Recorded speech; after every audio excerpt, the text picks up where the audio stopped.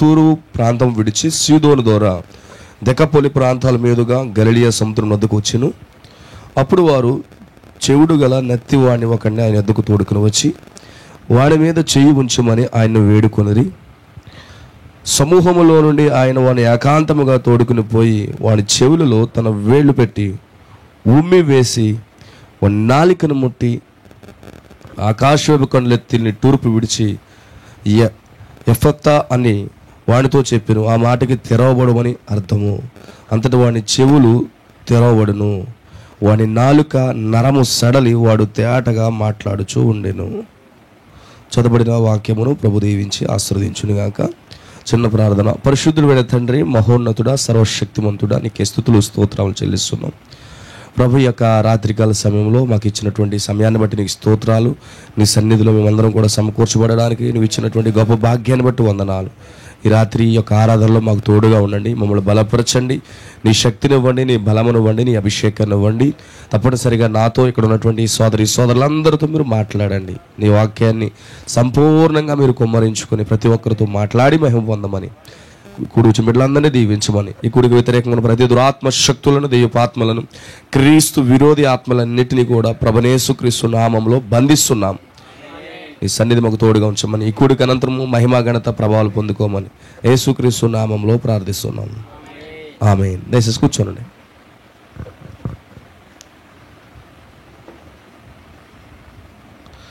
దేవుడికి మహిమ కలుగును గాక. కూడి వచ్చినటువంటి సోదరులందరికీ కూడా మన ప్రభువైన యేసుక్రీస్తు నామంలో ఉన్న ప్రత్యేకమైనటువంటి శుభాభివందనాలు తెలియజేస్తున్నాను. దేవుడు వాళ్ళందరినీ దీవించి అత్యధికంగా ఆశీర్వదించునుగాక. హల్లెలూయా. ఈ యొక్క రాత్రి ఒక చక్కటి ఆలోచన మీతో పంచుకోవాలని ఇష్టపడతా ఉన్నాను. ఇక్కడ మనం చదువుకున్నటువంటి లేఖనములో ఇక్కడ చెవిటివాడు, నెత్తి కలిగిన వాడు ఒక వ్యక్తి ఉన్నాడు. అతను రోగంతో ఉన్నప్పుడు యేసు ప్రభు వారి వద్దకు అతన్ని తీసుకుని వచ్చారు. తీసుకుని వచ్చినప్పుడు అతన్ని యేసు ప్రభు వారు చెవులలో తన వేళ్ళు పెట్టి ఉమ్ము వేసి వాడి నాలికని ముట్టాడు. ఇక్కడ ఎప్పుడైతే ఆయన నోట్లో నుంచి ఉమ్ముని తీశాడో, ఆ చెవిలో పెట్టాడో, ఆ నాలికని ముట్టినప్పుడు ఆ చెవిటివాడు, మాట్లాడలేనివాడు స్వస్థత పొందుకున్నట్లుగా మనం చూస్తున్నాం. అక్కడ యేసు ప్రభు వారి యొక్క ఉమ్ము ఒక రోగిని స్వస్థతనిస్తూ ఉంది. యేసు ప్రభు వారి యొక్క ఉమ్ము ఏం చేస్తుందంటే స్వస్థత ఇస్తూ ఉంది. ఇది పరిశుద్ధ గ్రంథములో జరిగినటువంటి కార్యము. అలాగే మరొక అధ్యాయంలో మనం చూస్తే 8వ అధ్యాయము 22వ వచనంలో కూడా మనం చదివితే, అంతలో వారు బెత్సయిదాకు వచ్చిరి. బెత్సయిదా అంటే పేతురు ఉండేటువంటి స్వగ్ర పట్టణం, అది స్వగృహం అది. అప్పుడు అక్కడికి వారు ఆయన వద్దకు గుడ్డివాడిని తోడుకుని వచ్చి వాడిని ముట్టవల్లని ఆయన వేడుకొనిరి. ఆయన వాడిని గుడ్డివాడిని చేయబట్టుకుని ఊరి వెలుపులకు తోడుకుని పోయి వాని కన్నుల మీద ఉమ్ము వేసి వాడి మీద చేతులుంచి నీకేమైనా కనబడుచున్నదా అని అడిగాడు. ఇక్కడ గుడ్డివాడు ఒక వ్యక్తి ఉన్నాడు. గుడ్డివాడికి కూడా యేసు ప్రభు వారు ఉమ్ముని తీసుకుని ఆ మట్టిలో తన ఉమ్ముని వేసి దాన్ని తీసుకుని ఏం చేస్తున్నాడంటే కన్నుల మీద, ఆ కన్నుల మీద ఉమ్ము వేసి అతన్ని స్వస్థపరుస్తున్నాడు. ఇక్కడ కూడా యేసు ప్రభు వారు ఉమ్ముతోనే స్వస్థత ఇస్తున్నాడు. అలాగే యోహాను సువార్త 9వ అధ్యాయము 1 నుంచి 7 వచనాలు మనం చదివితే, ఒక పుట్టుగుడ్డివాడు ఉన్నాడు. అతను బాల్యం నుంచే చూపు లేదు.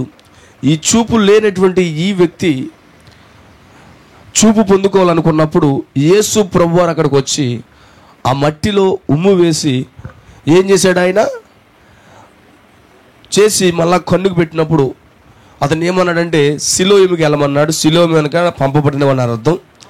అక్కడికి వెళ్ళినప్పుడు అతను కళ్ళు మరలా పొందుకున్నాడు. ఇక్కడ కూడా ఆ యొక్క గుడ్డివాడు స్వస్థత పొందడానికి దేవుడు ఇక్కడ కూడా ఉమ్ముని వాడాడు. ఈ 3 సందర్భాల్లో యేసు ప్రభు వారు ఉమ్ముని వాడాడు. ఉమ్మి ద్వారా అక్కడ ఉన్నటువంటి రోగులకి, బలహీనులకు అద్భుతాలు చేయడం మొదలుపెట్టాడు. యేసు ప్రభు ఉమ్ము ద్వారా అద్భుతాలు, సూచక్రియలు చేయడం మొదలుపెట్టాడు.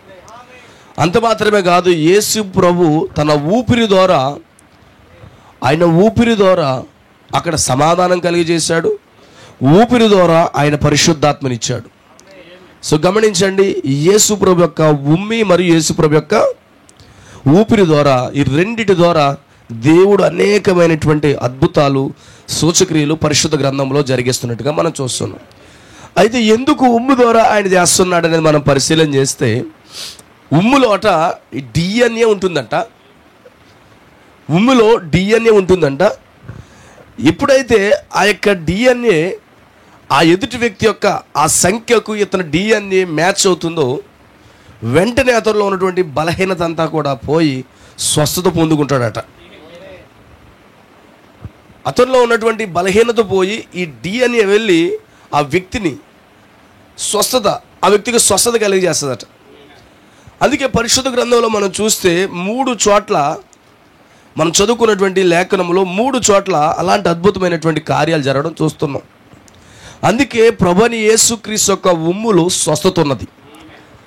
ఉమ్ములో ఏముందంటే స్వస్థత ఉన్నది. ఆ కారణం బట్టే యేసుక్రీస్తు యొక్క ఉమ్ములో అదేదో మనం అనుకున్నటువంటి ఉమ్ము కాదు, కానీ వాస్తవానికి ప్రతి ఒక్కరూ ఉమ్ము వేస్తే అది స్వస్థత వచ్చేది. ఒక వ్యక్తి ఒక భయంకరమైన వ్యాధులతో ఉన్నప్పుడు, తెగుళ్ళతో ఉన్నప్పుడు అతను స్వస్థత పొందుకోవడం కోసం అతను డిఎన్ఏ ఉన్నటువంటి పూర్వీకుల యొక్క డిఎన్ఏ కానీ వాడినప్పుడు అతను సంపూర్ణంగా స్వస్థత పొందుతాడు. అందుకే ఇప్పుడు సైన్స్లో స్టెమ్ సెల్స్ అనే మూల కణాలు వచ్చాయి. ఈ మూల కణాలు ఏం చేస్తున్నారంటే దాచిపెడుతున్నారు వైద్య శాస్త్రంలో. దాచిపెట్టి ఒకానొక సమయం వచ్చేటప్పటికి ఎవరైనా ఆ యొక్క క్యాన్సర్ కానీ భయంకరమైన వ్యాధులు వచ్చి చనిపోయే సమయంలో ఈ మూల కణాలు ఉంటాయి చూసారా, ఆ వ్యక్తికి ఎక్కించడం ద్వారా ఆ వ్యక్తి సంపూర్ణముగా స్వస్థత అనేది పొందుకుంటున్నాడు. అందుకే ఆ స్టెమ్ సెల్స్ ద్వారానే బిడ్డలను కూడా పుట్టిస్తున్నారు ఇజ్రాయెల్ సైంటిస్టులు. ఈ డిఎన్ఏ అనేది ఒక వ్యాక్సిన్ తయారు చేయడానికి కూడా వాడతారట.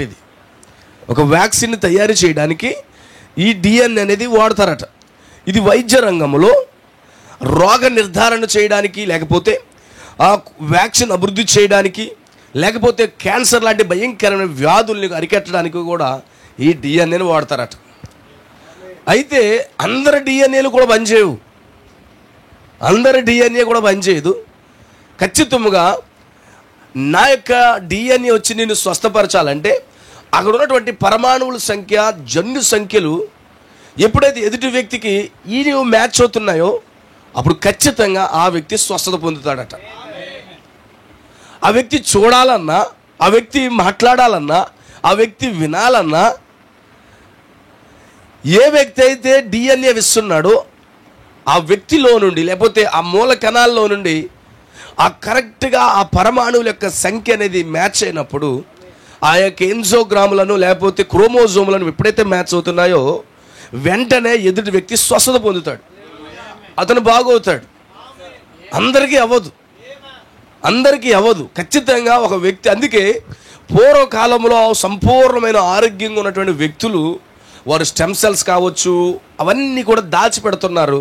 ఎందుకంటే భవిష్యత్తులో అవి వాడి ఈవెన్ క్యాన్సర్ను సైతము స్వస్థపరచవచ్చు లేదా బాగు చేయొచ్చు అనే ఉదాహరణతోనే, ఆ ఉద్దేశంతోనే సైంటిస్టులు మొదలు పెడుతున్నారు.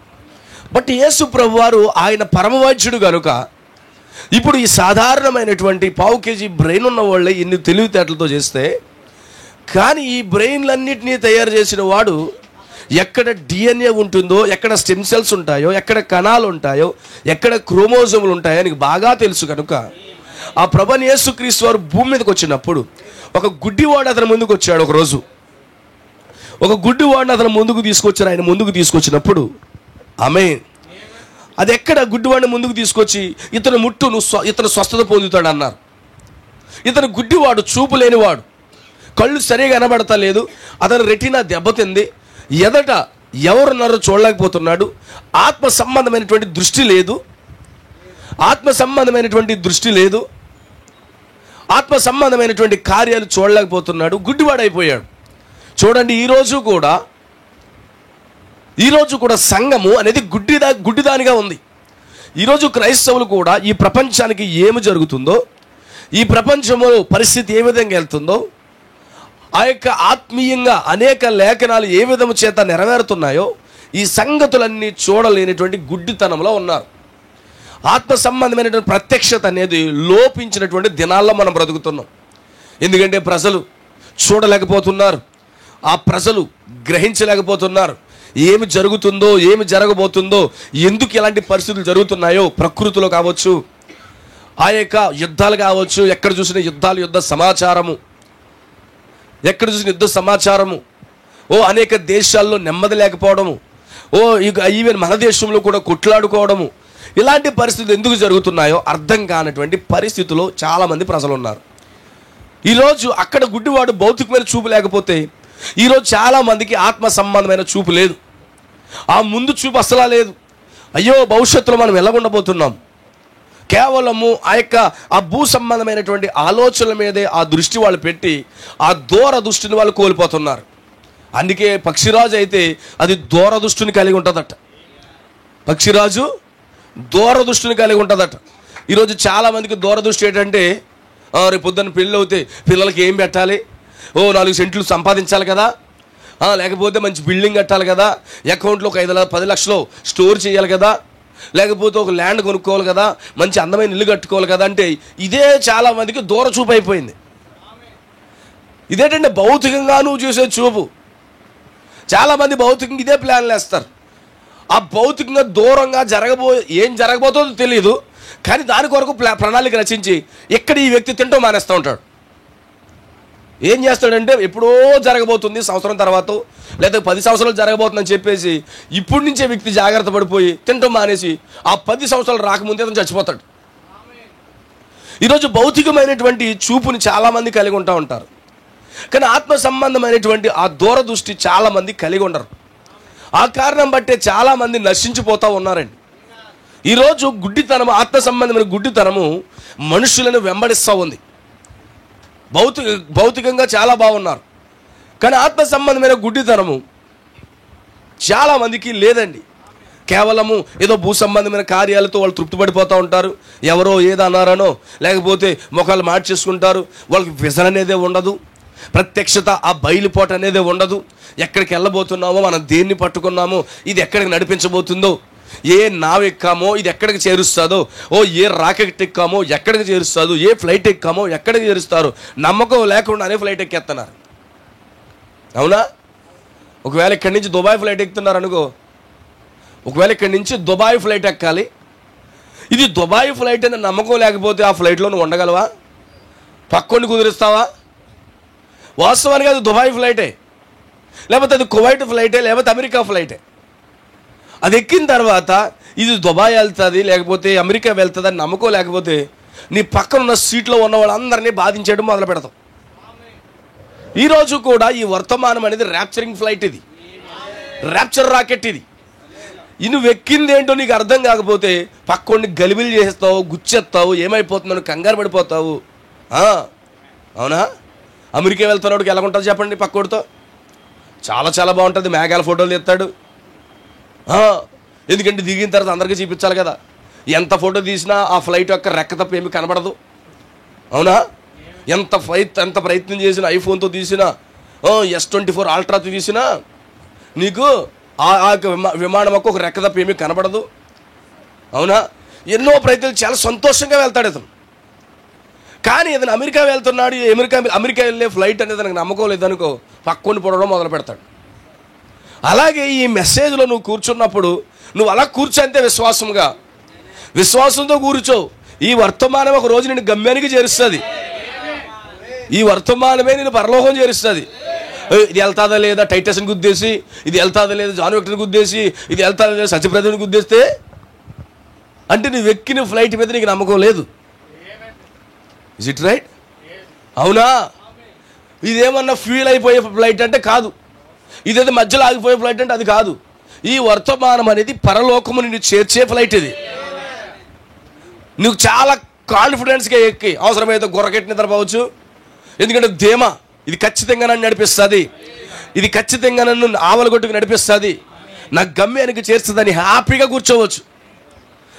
ఈరోజు ఈ గడియ వాక్యం అనేది నిన్ను ఖచ్చితంగా గొప్ప ర్యాప్చర్లోకి తీసుకెళ్ళి పెట్టేదండి. చాలామందికి విజన్ లేదు, ఆత్మ సంబంధమైనటువంటి దృష్టి వారికి చాలామందికి లేదు. ఆ కారణాన్ని బట్టి వాళ్ళు ఎక్కడికి వెళ్తున్నారో తెలియదు, ఏం చేస్తున్నారో తెలియదు. అందుకే చాలామంది గుడ్డివారిగా మిగిలిపోయారు, గుడ్డివారిగా ప్రజలు మునిగిపోయారు. గమనించండి, ఈ వ్యక్తి కూడా గుడ్డివాడిగా ఉన్నాడు. ఈ గుడ్డి వ్యక్తి దర్శనం లేని వ్యక్తిని, చూపు లేదు.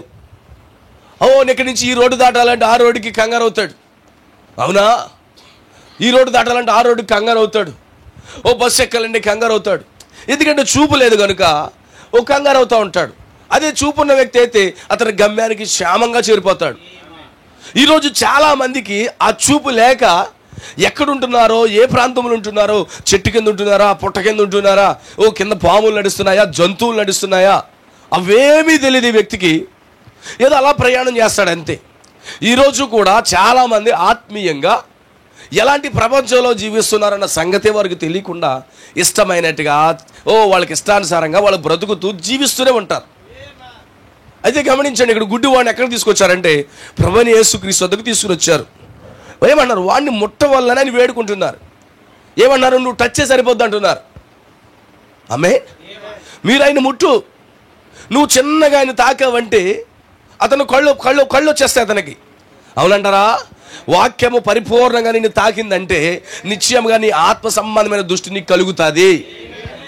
నిశ్చయంగా వాక్యం వచ్చి నిన్ను తాగుతున్నప్పుడు, నువ్వు నిజంగా ఆయన వాక్య ప్రసన్నతలకు నువ్వు వచ్చినప్పుడు, నీ తెరవబడిన హృదయముతో నువ్వు ఉన్నప్పుడు నీ ఆత్మ సంబంధమైన కన్నులు నీకు తెలిసిపోతాయి. తెలుసు అంటారా? గమనించండి, ఏదేను తోట నుంచి మనిషి ఎలా నడుస్తున్నాడో అతనికి తెలియదండి. చూపు కోల్పోయాడు. భౌతికమైనటువంటి కళ్ళు ఉన్నాయి కానీ ఆత్మ సంబంధమైన చూపు లేదు.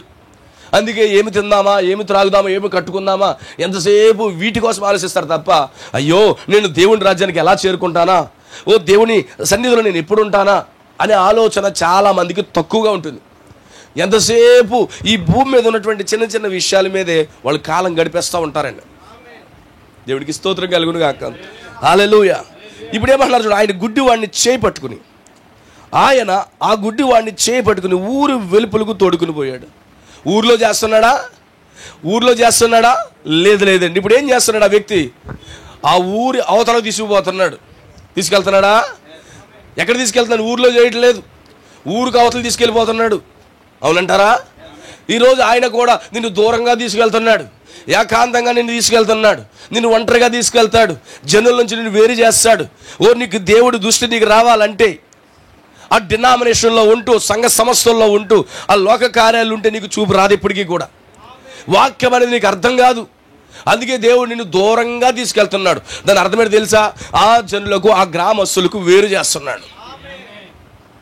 ఈరోజు అందుకే దేవుడు ఏదైనా నీ జీవితంలో జరిగించాలంటే పాపములో నుంచి, అవిశ్వాసములో నుంచి, ఆ సంఘ శాఖల్లో నుంచి దేవుడు నిన్ను పూర్తిగా వేరు చేస్తాడు. ఊరికి అవతలకు తీసుకువెళ్తున్నాడు. అవును, ఊరికి అవతలు తీసుకెళ్తున్నాడు. ఆయన ఊర్లో చేయట్లేదు. ఆయన ఏదో పబ్లిసిటీ కోరుకునే దేవుడు కాదు. ఈరోజు ప్రజలు పబ్లిసిటీ కోసం పాకులాడతారు కానీ మన దేవుడు ఎప్పుడూ పబ్లిసిటీ కోరుకోలేదు. ఈరోజు పబ్లిసిటీ కోసము టీవీలో యాడ్లు ఇస్తారు, పెద్ద పెద్ద ఫ్లెక్స్లు వేస్తూ ఉంటారు. యేసు ప్రభువు అనేక స్వస్థతలు చేశాడు కానీ ఎప్పుడు స్వస్థత చేసినా నాకు పబ్లిసిటీ చేయొద్దని చెప్పాడు. ఈరోజు చిన్న కడుపు నొప్పి తగ్గిందంటే పబ్లిసిటీ వెలికి, చిన్న కడుపు నొప్పి తగ్గితే పబ్లిసిటీ, రేషన్ కార్డు వస్తే పబ్లిసిటీ. అవునా?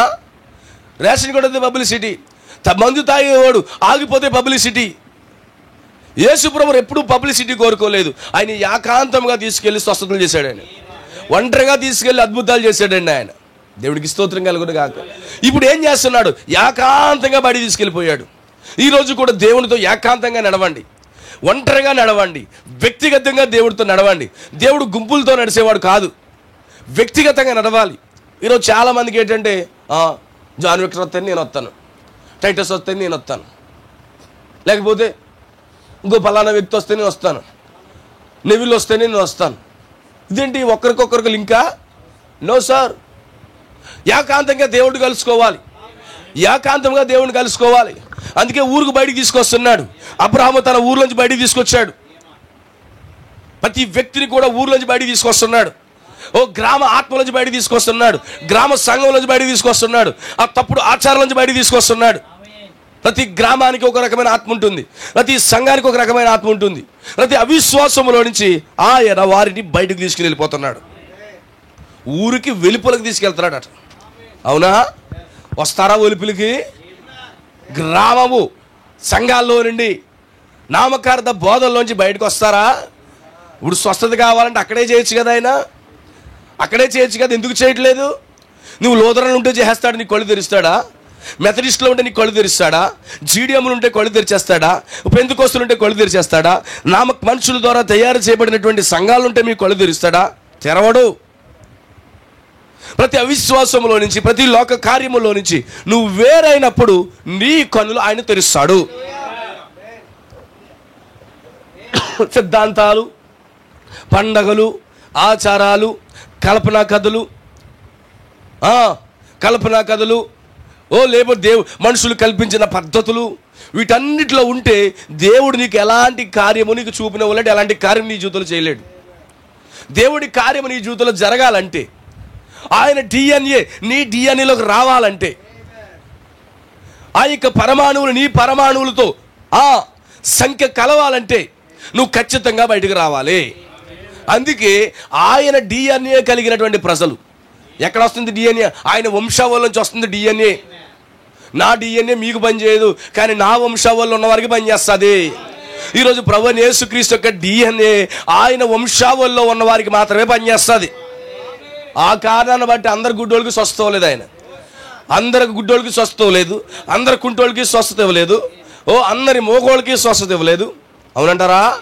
ఆయన వంశావళిలో ముందు నిర్ణయములో గొర్రె పిల్ల జీవ గ్రంథములో ఎవరి పేర్లైతే ముందుగా రాశాడో ఆయన ఫ్యామిలీ ఆల్బమ్లో ఉన్న వారికి మాత్రమే ఆయన ఉమ్ములో నుంచి వచ్చిన డిఎన్ఏ ద్వారా స్వస్థత అనేది వస్తుంది. చూపు రావాలంటే ఎవరి డిఎన్ఏ కావాలి? ఆయన డిఎన్ఏ కావాలి. ఇప్పుడు అవునా? ఈ గుడ్డివాడు చూడాలంటే యేసుక్రీస్తులో ఉన్నటువంటి డిఎన్ఏ గుడ్డివాడిలోకి వెళ్ళాలి. అక్కడ ఒక గొప్ప ఆపరేషన్ జరగాలి. ఈ యొక్క యేసులో ఉన్నటువంటి మూల కణాలు, ఆ ఉమ్ములో ఉన్నటువంటి ఆ శక్తి వెళ్ళి అతను లోపలికి వెళ్ళి ఏం చేయాలి? యాక్సెప్ట్ చేయాలి. ఇప్పుడు ఎవరిదైనా కిడ్నీ మార్చి కిడ్నీ పెడుతున్నారనుకో, యాక్సెప్ట్ చేయకపోతే ఏమవుతుంది తెలుసా? చీమ పట్టేసి ఈ కిడ్నీ గుడ్లు పొద్దు ఆడ ముందున్న పరిస్థితి కూడా దిగజారిపోతుంది. ఇప్పుడు పెద్ద ఆపరేషన్ చేస్తున్నాడు ఊరి బయట. ఈరోజు కూడా నీకు పెద్ద ఆపరేషన్ చేస్తాడు ఆయన. ఇది ఎలాంటి ఆపరేషన్ అంటే చాలా మేజర్ ఆపరేషన్. చాలామంది అంటారు ఇంకా లాస్ట్ పరీక్ష ఒకటి నిలబడిందండి, ఏంటంటే డిఎన్ఏ పరీక్ష. ఇంక చివరికి ఎక్కడికి వస్తారు? డిఎన్ఏ వస్తున్నారు. కానీ ఇప్పుడు ఈ గుడ్డోడికి కూడా దేవుడు ఏం చేస్తున్నాడు తెలుసా? డిఎన్ఏ ఆపరేషనే చేస్తున్నాడు. ఈ ఆపరేషన్ ఎక్కడ చేయించుకోవాలి? పెంటపాడులో దొరుకుతుందా? హైదరాబాద్లో దొరుకుతుందా? ముంబైలో దొరుకుతుందా? ఇక్కడ ఎక్కడ దొరకదండి, ఆ పలానా చోటకి వెళ్ళండి అని చెప్తారు. ఇప్పుడు యేసుక్రీస్తు యొక్క డిఎన్ఏ దొరకాలంటే యేసుక్రీస్తు వాక్యమై ఉన్నాడు. వాక్యములో ఉన్న డిఎన్ఏ నీలోకి వస్తే అప్పుడు నీ కంటి చూపు అనేది బాగా పనిచేస్తుంది. అప్పుడు పరిశుద్ధ గ్రంథములో ఉన్న లేఖనాలు, వాక్యము, ప్రస్తుతం జరుగుతున్నటువంటి సంగతులు అవన్నీ కూడా నీకు చాలా చాలా స్పష్టంగా కనబడతాయి. ఏం చేస్తున్నాడు? ఊరి బయటికి తీసుకెళ్తున్నాడు. అవునా? ఇది పెంటపాడులో జరిగే ఆపరేషన్ కాదు, ఇది మెథడిస్ట్లో జరిగే ఆపరేషన్ కాదు. ఇది మెథడిస్ట్లో ఈ ఎక్విప్మెంట్స్ లేవు. డిఎన్ఏ ఆపరేషన్ చేసే ఉందా? ఆపరేషన్ థియేటరు లేదు. జీడిఎంలో అలాంటి ఆపరేషన్ థియేటర్ ఉందా? లేదు. ఉందా? పెంటపాడులో ఉందా డిఎన్ఏ ఆపరేషన్, స్టెమ్ సెల్స్? చెప్పండి డాక్టర్ గారు. వారు ఒప్పుకో. మీ డాక్టర్ ఫీల్డ్ మా పరమ వైద్యుల ముందు ఫెయిల్ అవ్వాల్సిందే. అవునా? ఈ యొక్క లోదరంలో డిఎన్ఏ పరీక్ష ల్యాబొరేటరీ ఉందంటారా? లేదు. అన్ని ఎక్విప్మెంట్లు దాని దగ్గర లేవు. కానీ ఎక్కడ ఉంది? అందుకే ఆ కారణం చేతే ఆ ఊర్లో ఉన్నటువంటి ప్రతి సంఘంలోంచి బయటికి తీసుకెళ్ళిపోయి ఇప్పుడు ఊరు బయట ఒక ఆపరేషన్ థియేటర్ పెట్టాడు యేసుప్రభు వారు. పెట్టాడంటారా? అది ప్రత్యేకమైనటువంటి వైద్యశాల. అక్కడ యేసుప్రభు డిఎన్ఏ ఆ యొక్క క్రోమోజోములు ఎవరైతే రోగిగా ఉన్నారో, ఎవరైతే గుడ్డి వారికి ఉన్నారో ఆయనలో ఉన్నటువంటి డిఎన్ఏ అంతా కూడా ఈ గుడ్డి వాళ్ళు ఎక్కించడానికి ఊరికి బయటకు తీసుకెళ్ళిపోయాడు. సంఘాలన్నింటిలోంచి బయటికి పిలిచాడు. ఈరోజు ఆయన వధువుని కూడా ఆ యొక్క సంఘాల్లో నుండి, ఆ తప్పుడు సిద్ధాంతాల్లో నుండి, ఆ తప్పుడు బోధల్లో నుండి, ఆ 7వ దినం ఆరాధనలో నుండి బయటికి తీసుకెళ్ళి ఊరి బయట ఏం చేస్తున్నాడు? ఆపరేషన్ థియేటర్ పెట్టాడు. ఆమేన్, హల్లెలూయా. ఇప్పుడు ఈయన సంపూర్ణమైనటువంటి ఆరోగ్యకరమైన వ్యక్తి. ఈయన చూపు చాలా స్పష్టంగా కనబడుతుంది. అవునా? ఈయన చూపు చాలా స్పష్టంగా కనబడుతుంది. నేను గుడ్డోను అనుకో, నీకు గుడ్డుతో నీకు ఎలా కొల్లవగలను? అవునా? నేను ఆరోగ్యంగా ఉంటే నీకు ఆరోగ్యంగా ఉండగలను. అవునా? ఒక వ్యక్తికి రక్తం ఇవ్వాలనుకో, నేను ఆరోగ్యంగా ఉంటే తీసుకుంటాడు. షుగర్ ఉందా, కొలెస్ట్రాల్ ఉందా, HIV ఉందా, లేకపోతే HSV ఏదో ఉందా, SCV ఉందా, ఇవన్నీ చెక్ చేసి అప్పుడు బ్లడ్ తీసుకుంటాడు. అవునా? ఆరోగ్యవంతుడే బ్లడ్ ఇవ్వాలి. అవునా? ఆరోగ్యవంతమైన DNA కలిగిన వాడే ఎదుటి వ్యక్తికి స్వస్థతనివ్వగలడు. అయితే ఇప్పుడు ఏమన్నాడు? ఊరి బయటకు వచ్చేసేయండి, విలేజ్కి బయట. అబ్రహాముడు దేవుడు బయటికి పిలిచాడు, చూపునిచ్చాడు. ఊరికి బయటికి ఇచ్చి చూపునిచ్చాడు. ప్రతి ఒక్కరిని అంతే. పరిశుద్ధ గ్రంథములు గ్రామ సంఘం అండి, లేకపోతే మాకు తెలిసిన వారండి కాదండి. నీ చూపు రావాలంటే, ఆత్మ సంబంధంగా నీ కళ్ళు తెరవబడాలంటే ఖచ్చితంగా యేసుక్రీస్తు యొక్క DNA, వాక్యం అనే DNA నీ లోపలికి రావాలి. అప్పుడే వాక్యాన్ని బాగా చూడగలవు. ఇప్పుడు ఏం చేశాడు? ఊరి బయటికి తీసుకెళ్ళి వాని కన్నుల మీద ఏం చేస్తున్నాడట? అంటలేదు, ఇలా తీసి కంటికి అప్లై చేస్తున్నాడు. అవునంటారా? ఏం జరుగుతుంది? DNA ఆపరేషన్ జరుగుతుందంటారా? DNA ఆపరేషన్ జరుగుతుందంటారా? ఈ వ్యక్తిగా దాన్ని యాక్సెప్ట్ చేయకపోతే చూపు రాదు. ఈ పెంటపాడులో, ఈ జాన్ గారి గృహంలో ఏ ఆపరేషన్ జరుగుతుందో తెలుసా? యేసుక్రీస్తు యొక్క DNA మీ జీవితంలోకి రావడానికి అది ప్రయత్నిస్తూ ఉంది. ఇక్కడ యేసుక్రీస్తు DNA ఉంది. ఇది లూథరన్లో దొరకదు, మెథడిస్ట్లో దొరకదు, సెవెంత్ డేలో దొరకదు, హోసన్నాలో దొరకదు, ప్రార్థనా మందిరాల్లో దొరకదు. ఎక్కడ దొరుకుతుంది ఇది? యేసుక్రీస్తు తన వాక్యములో నుంచి DNA వస్తూ ఉంది. ఇప్పుడు ఏం చేస్తున్నాడు? ఆ ఉమ్ము వేసి వారి కన్నుల మీద ఉమ్ము వేసి వాడి మీద చేతులుంచి అన్నాడంట, నీకేమైనా కనబడుచున్నదా? అయ్యలారా, కళ్ళొచ్చిన వారులారా, మీకేమన్నా కనబడుతుందా? నీకేమన్నా కనబడుతుందా? నాకు వర్తమానం అంతా అర్థమైపోయిందండి. అడుగుతున్నాడు, నీకేమన్నా కనబడుతుందా సారు? జాన్ విక్టర్ నీకేమన్నా కనబడుతుందా? టైటస్ నీకేమన్నా కనబడుతుందా? ఏం కనబడుతుంది? ఏం కనబడుతుంది? హల్లెలూయా, దేవునికి స్తోత్రం కలుగును గాక అని వాడిని అడుగా, నీకేమైనను కనబడుచున్నదా అని వాడిని అడుగగా వాడు కన్నులెత్తి, ఇప్పుడు గుడ్డోడు ఏమవుతున్నాడు? కన్నులు ఎత్తాడు. అంటే కన్నులు ఎత్తమంటే అర్థమేంటి తెలుసా? పెద్ద గుడ్లు చేసుకున్నాడు. కన్నులు ఎత్తడం అంటే అర్థమేంటి తెలుసా? పెద్ద గుడ్లు వేసి చూడడం. దేవుడు అడుగుతున్నాడు, నీకేం కనబడుతుందని. ఆమేన్. మనుషులు నాకు కనబడుచున్నారు, వారు చెట్ల వలె నుండి నడుచుచున్నట్లుగా నాకు కనబడుచున్నారు. అంతటా ఆయన మరలా తన చేతులు వాడిని కన్నుల మీద ఉంచగా వాడు తేరు చూచి కుదుర్చబడి సమస్తము తేటగా చూడసాగాను. ముందేం కనబడుతున్నాయంట? చెట్లు కనబడుతున్నాయంట. మనుషులు ఎలా కనబడుతున్నారు?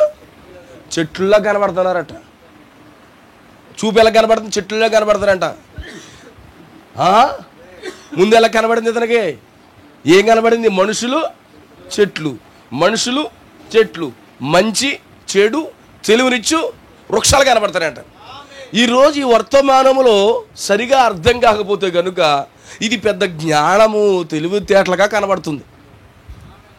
బైబిల్ థియాలజీ కాదండోయ్, బైబిలు జ్ఞానం నేర్చుకునేది కాదండి. ఈ యొక్క బైబిల్ అనేది జీవించేదై ఉన్నది, బైబిల్ ప్రకారంగా బ్రతికేదై ఉన్నది. మనుషులు ఎలా కనబడుతున్నారంట? చెట్లులా కనబడుతున్నారంట. ఓహో, యేసు ప్రభు DNA పెట్టినా కానీ ఏమవుతుంది? చెట్లు కనబడుతున్నాయంట. ఓహో, ఈరోజు వర్తమానము కళ్ళకి అప్లై అయినా కొంతమందికి ఇంకా చెట్లే కనబడుతున్నాయి. Is it right? పువ్వులు వేసేసి అంటారు చూసారా, కళ్ళల్లో పువ్వు వచ్చేసింది, ఆపరేషన్ చేయించుకోవాలంటారు కదా. ఈ వ్యక్తి యేసు ప్రభు ఉమ్ము రాయించుకున్న ఇంకా పువ్వులు కనబడుతున్నాయి, చెట్లు కనబడుతున్నాయి. మనుషులు నడుస్తున్నారు కానీ చెట్లలో కనబడుతున్నారట. ఎలాగా అంటే ఇంకా చూపు రాలేదు. అవునా? ఏ చెట్టు కనబడుతుందో, ఇది ఏమైనా మంచి చెట్టా? మంచి చెడులు తెలుగు వృక్షం కనబడుతుంది. ఇతనికి ఏ చెట్టు కనబడాలి? అతను ముందున్న జీవవృక్షం కనబడాలి. అవునా? ఎవరైతే స్వస్థపరిచారో అది జీవవృక్షం. కానీ ఇదేమంటున్నాడు? చెట్లు కనబడుతున్నాయి అంటాడు. జీవవృక్షం ఆయన ఒక్కడే. ఇతను చూపేలా కనబడుతుంది, ముగ్గురు నలుగురులా కనబడుతుంది. అంటే వర్తమానములు ఉండి కూడా దేవుడు ఒక్కడా, ఇద్దరా, ముగ్గురా? ఇంకా వాక్యం అర్థం అవ్వట్లేదు, ఇంకా విజన్ రాలేదు. ఉమ్మురాయించుకున్నాడు, డిఎన్ఏ తాకింది. ఈరోజు మెసేజ్లో ఉండి డిఎన్ఏ తాకినా కానీ ఇంకా డౌట్లే, ఇంకా సందేహాలే. ఏదైనా చిన్న కష్టం వస్తే తోటకూర కట్టలాగా వాలిపోవడమే. ఎలాగా? తోటకూర కట్ట ఏమవుతుంది? వాడు ఏం చేస్తాడు? కూరగాయల దుకాణం వాడు ఇంకా నీళ్లు జల్లడమే సాయంకాలం వరకు. ఇప్పుడు ఉన్నటువంటి ఎండకి ఇంకా రాలిపోతున్నాయి. ఈరోజు చూడండి, స్పిరిచువల్ ఎండ కూడా తగులుతుంది కొన్నిసార్లు. హైబ్రిడ్ మొక్క ఏమవుతుంది చెప్పండి అమ్మా? వెంటనే రాలిపోతుంది. హైబ్రిడ్ క్రిస్టియన్స్ ఉంటారు, చిన్న కష్టం వస్తే రాలిపోతారు.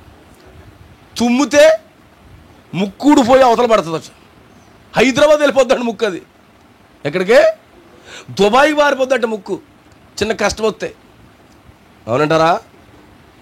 విజయవాడ పారిపోద్దంట ముక్కు. ఎందుకని? తుమ్ము వచ్చింది, పెద్ద తుమ్ము.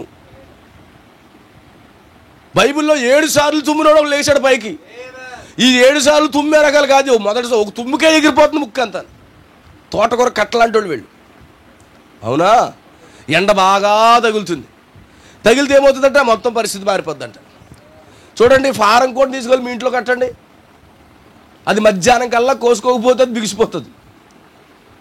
ఫారం కోడిని తెచ్చుకుని ఎంతో త్వరగా కోసుకుంటే అది మంచిది. నాటుకోడిని దానికి కూడెట్టకపోనే బతుకుతుంది. ఈరోజు క్రైస్తవులు ఎలా ఉండాలి చెప్పండి? దృఢంగా, బలముగా, కష్టం వచ్చినా నష్టం వచ్చినా నిలబడుతూ ఉండాలి. ఇప్పుడు యేసుప్రభు డిఎన్ఏ తాకినా, యేసుప్రభు ఉమ్ము అక్కడ తాకినా, ఆయన ఉమ్ములో స్వస్థత ఉన్నది, ఆయన ఉమ్ములో చూపు ఉన్నది.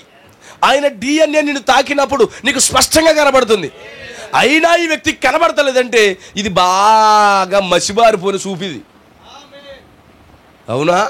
ఎంత డిఎన్ఏ, ఎంత వాక్యం చెప్తున్నా కళ్ళుకి ఆ పువ్వులే కనబడుతున్నాయంటే, ఆ లోకమే కనబడుతుందంటే, ఆ జీవవృక్షం కనబడవలసిన దానికి బదులుగా ఏం కనబడుతుంది? చెట్లు కనబడుతున్నాయి. ఈ లోకమే కనబడుతుంది అతనికి. ఎదుడున్న జీవవృక్షం కనబడుతుందంటే కనబడట్లేదు. స్వస్థపరిచిన వాడు కనబడుతుందంటే కనబడట్లేదు. ఓ లోకం కనబడిపోతుంది.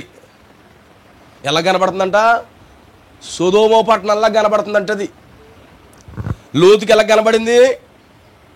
సొదొమ పట్టణాలు పచ్చని వెలుగుగా కనబడిందంట. అందుకే ఈ లోతుకి కళ్ళు తెరవబడి ఆ పచ్చని చెట్ల వల్లే కనబడేటప్పటికి ఇదే బాగుందని చెప్పేసి రోజు చెట్లు చూడొచ్చని వెళ్ళిపోతున్నాడట. ఎందుకంటే చెట్లు అంటే కొంచెం గాలి వస్తుంది కదా. అవునా? దేవుడికి స్తోత్రం కలుగును గాక. మనుషులు చెట్ల వలె నడుచుచున్నట్లుగా నాకు కనబడుచున్నారని అడుగు.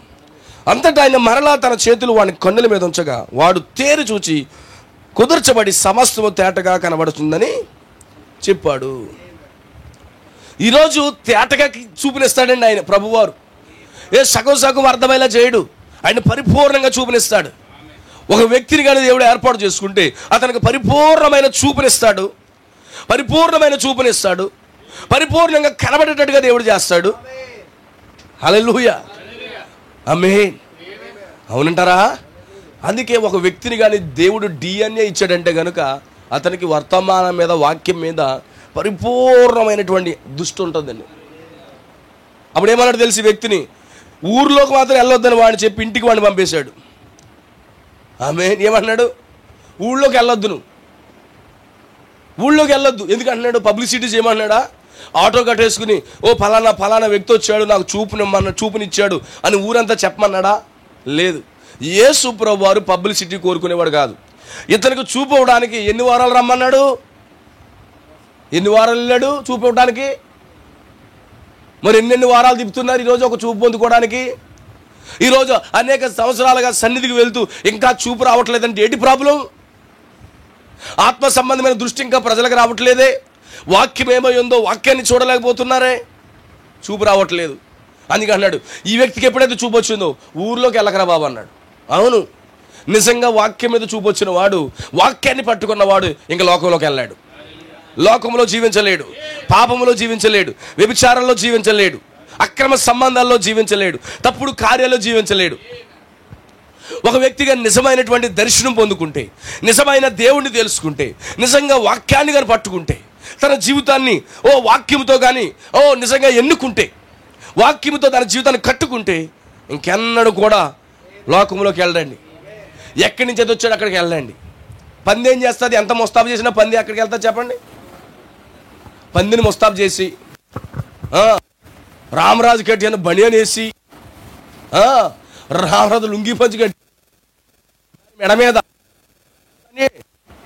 టవలోటేసి టవలేసి రామ అని చెప్పేసి తెల్లని బట్టలు కూసుకుంటే అది ఎక్కడికి వెళ్తా చెప్పండి?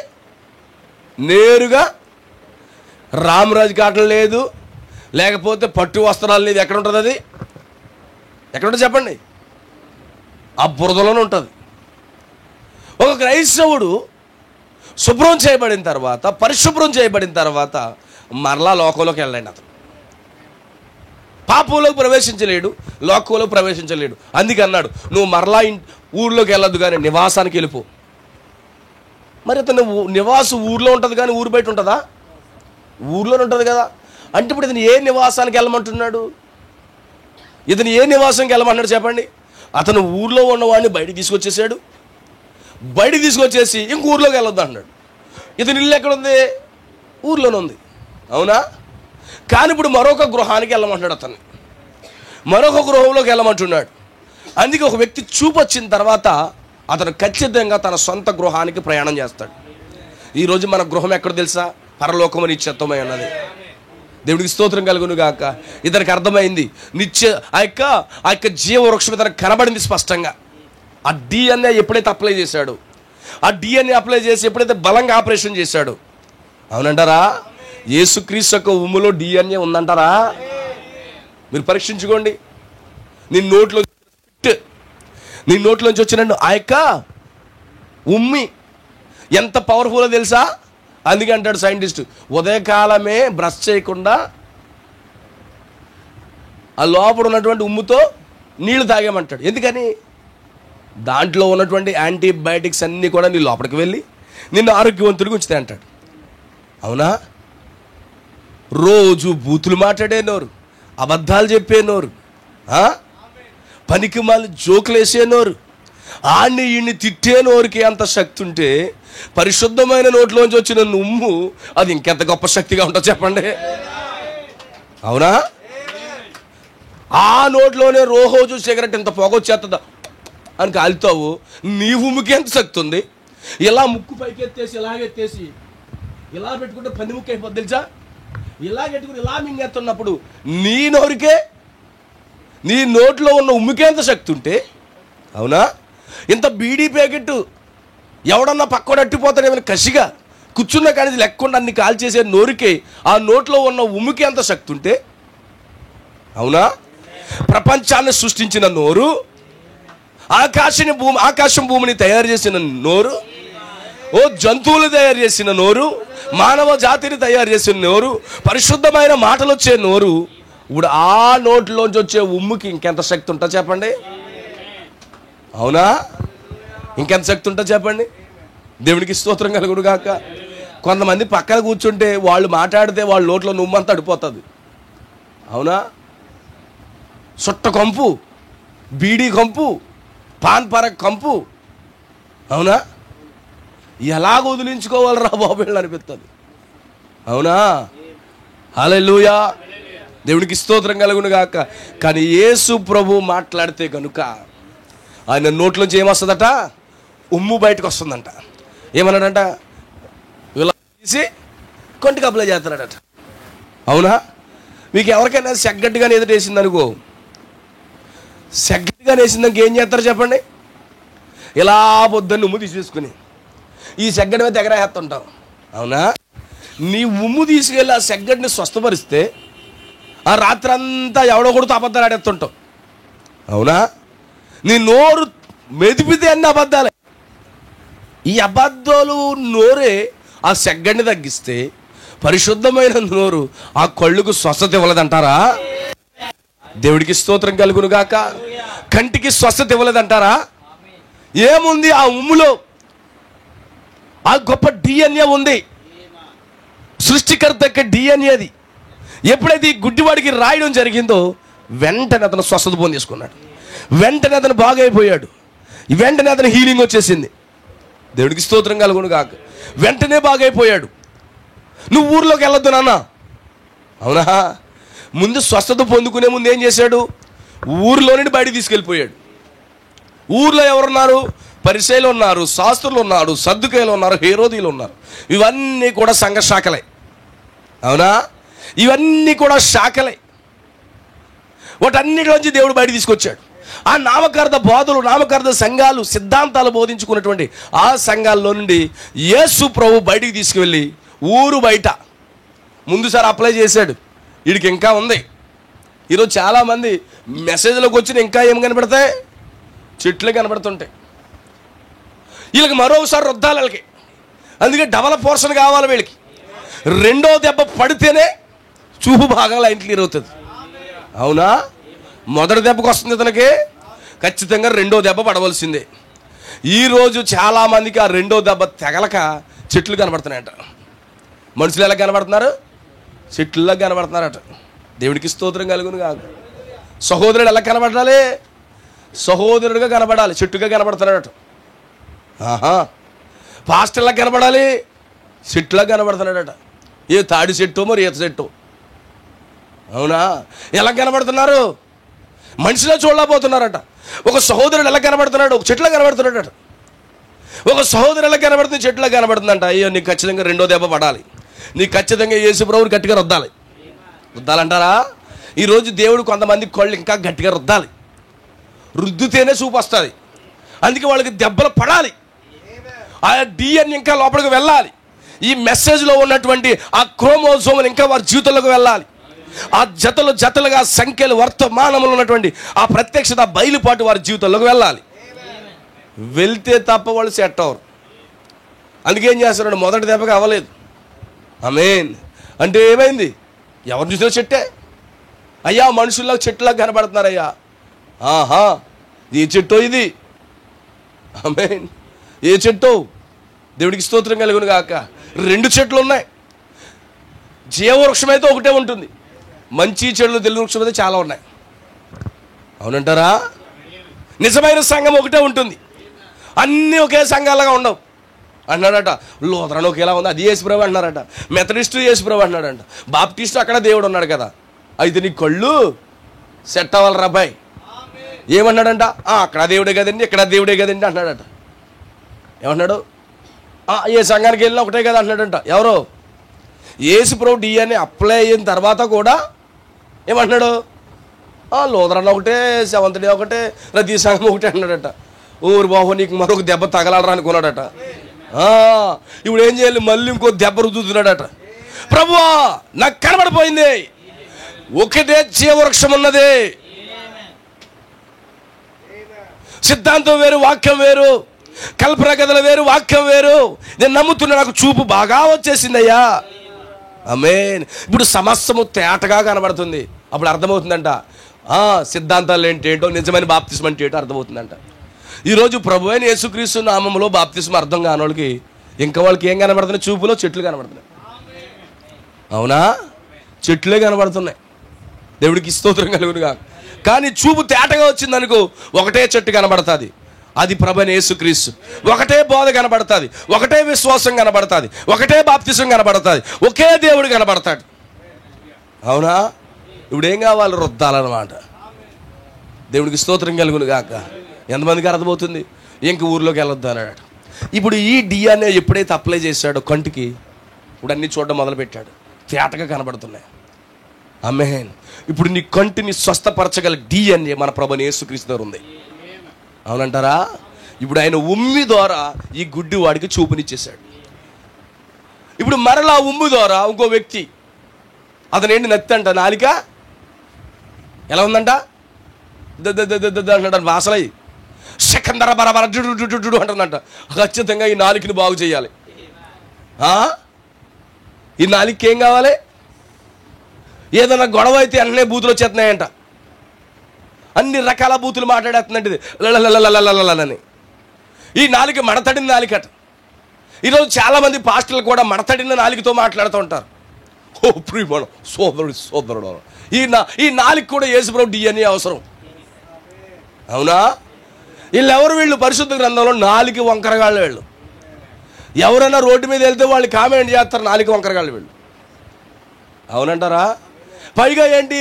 చెవుడు. అవునా? ఏ వ్యక్తి అయితే సరిగా గమనించండి వింటున్నాడో ఆ వ్యక్తి సరిగా మాట్లాడగలడు. అవునా? ఏ వ్యక్తి అయితే పలకబడిన మాటను వింటున్నాడో అప్పుడే పలకబడిన మాటను అతను పలకగలడు. ఏ సంఘం అయితే ఆ పలకబడిన మాటను రిసీవ్ చేసుకుంటుందో అదే సంఘము పలకబడిన మాటను పలకగలదు. అవునంటారా? ఈరోజు spoken word is the original seed. వినగలగాలి. ఈరోజు వింటున్నారా ఒరిజినల్ సీడ్? ఒరిజినల్ బోధన వింటున్నారా? ఆది అపోస్తుల బోధన వింటున్నారా? ఆది అపోస్తుల్లో నిజ సంఘము ఏ విధంగా బోధించిందో వింటున్నారా? ఆది అపోస్తుల సంఘములో వాళ్ళు ప్రార్థన చేస్తుంటే స్వస్థతలు వచ్చేవి, వాళ్ళు నీడలో స్వస్థతలు వచ్చేవి, వారు మాటలో స్వస్థత వచ్చేది, వారు ఉమ్ములో స్వస్థత వచ్చేది, వారి కచ్చిపుల్లో స్వస్థత వచ్చేది. ఇప్పుడు ఉందా? లేదు. ఇప్పుడు ఖచ్చితంగా ఈ వ్యక్తికి ఏంటి? చెవుడు, నత్తి. ఈరోజు సంఘాలు ఎలా ఉన్నా తెలుసా? చెవిడితో ఉన్నాయి, నత్తితో మాట్లాడుతున్నాయి. చెవిటోడు వింటాడండి. ఏదో శ్లోకంలో సామెత ఉంటుంది కదా, చెవిటోడు చెవిలో శంఖమూదినా వాడికి ఏరవాడదు. పెద్ద పెద్ద కోటాలెట్టి చెప్పినా కానీ వాడు ఏమనుకుంటాడు అనుకుంటాడు. అవునా? ఇప్పుడు ఈ సంఘాల చెవులు ఎలా ఉన్నాయి తెలుసా? ఎలాగున్నాయి? చెవిటి వారిగా ఉన్నాయి. వాళ్ళు వినరు, మాట్లాడలేరు. అయితే ఇక్కడ యేసు అద్దెకి ఒక వ్యక్తిని తీసుకొచ్చారు. అతను సరిగా వినలేడు, సరిగా మాట్లాడలేడు. గుర్తుపెట్టుకో, నువ్వు వాక్యాన్ని కానీ సరిగా వింటే నువ్వు సరిగా మాట్లాడగలవు. ఎందుకంటే వాక్యం వచ్చే నీ మాటను మార్చేస్తుంది. నువ్వు సరిగా వాక్యాన్ని అర్థం చేసుకున్నావు, ఇంక అబద్ధాలు ఆడవు. నేను ఒకటి అంటాను, అబద్ధాలు ఆడేవాడు ఎవరు చెప్పండి? బైబిల్లో సాతానుడు. అబద్ధాలకి జనుగుడు ఎవరు? సాతానుడా కాదా? ఇప్పుడు నువ్వు సాతాను బిడ్డలాగా అబద్ధాలు ఆడవు సరిగా వింటే. నాలుగు మడతలున్నాడు ఏం చేస్తాడు చెప్పండి? నాలుగు మడతలుంటే సరిగా మాట వస్తుందా? ఇక్కడికి రమ్మంటే ఎందుకు వచ్చేవారనంటే వినపడుతుంది. అవునా? ఇక్కడికి రారంటే ఎందుకు వచ్చేవారని వినపడుతుంది. దేవుడికి స్తోత్రం కలుగును కాక. ఆమేన్. ఇప్పుడు ఈ చెవిటోడికి యేసుప్రభు తీసుకొచ్చారు. ఇప్పుడు యేసుప్రభు వారు ఆయన ఉమ్ము తీసుకున్నాడు. తీసుకుని ఆ వేలు తీసుకెళ్ళి చెవులు పడేయాడు. అవునా? ఈ వేలు తీసుకెళ్ళి ఉమ్ముని మరోసారి వాడుతున్నాడు. ఇలా ఉమ్ము తీశాడు, చెవులో పెట్టేస్తున్నాడు. దేవుడికి స్తోత్రం కలుగును కాక.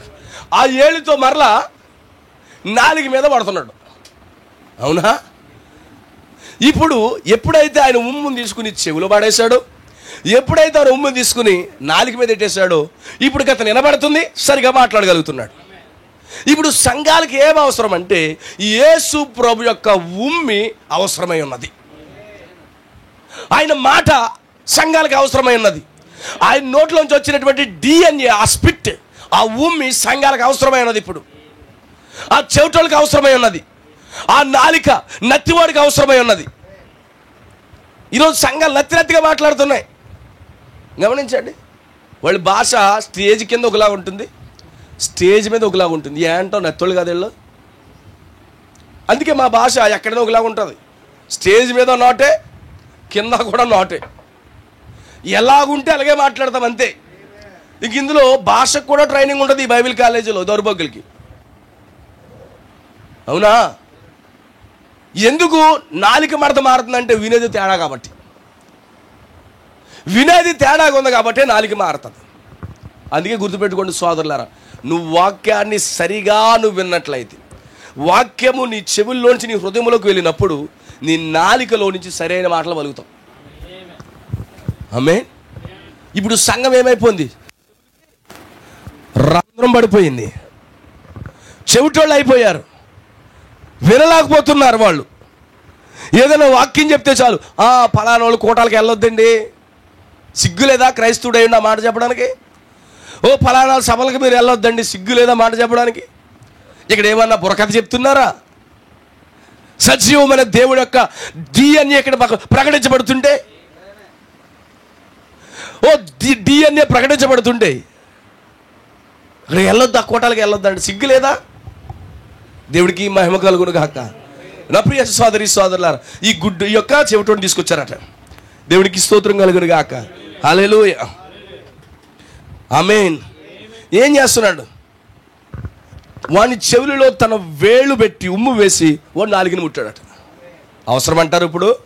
ఆయన నాలిక, ఆయన నోటిలో నుంచి ఉమ్ముని తీసి నీ చెవిలోకి వెళ్ళడం అవసరమేనంటారా? అంటే నీ చెవిలో ఆయన DNA అవసరమేనా?